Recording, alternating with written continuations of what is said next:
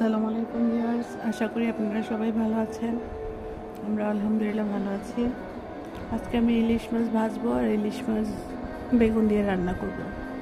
দুইটা আইটেমই আপনাদের সাথে শেয়ার করব, সাথেই থাকেন আমার প্রিয় ভাইয়েরা। আগে মাছের ডিমটা ভাজবো, তেল দিয়ে দিলাম। মাছের ডিমটা একদম ভেঙে গেছে, বিসমিল্লাহ দিয়ে দিই ডিমটা, বিসমিল্লাহ।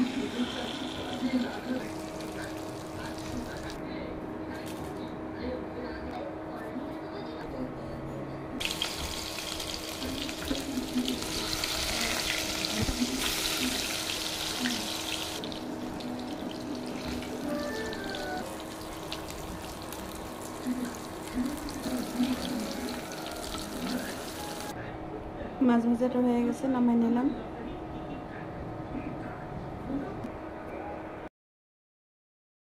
পেঁয়াজটা দিয়ে দিলাম, বিসমিল্লাহ।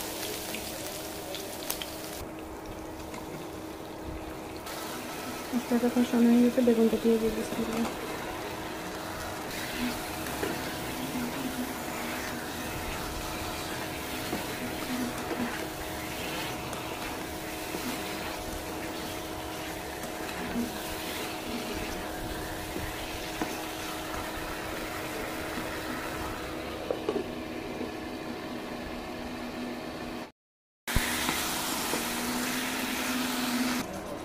ইলিশ মাছগুলো দিয়ে দিই, বিসমিল্লাহ।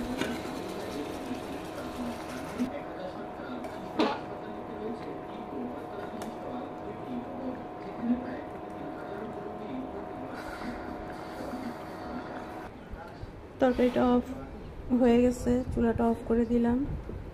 এই তো আজকের মতো আমার রান্না শেষ।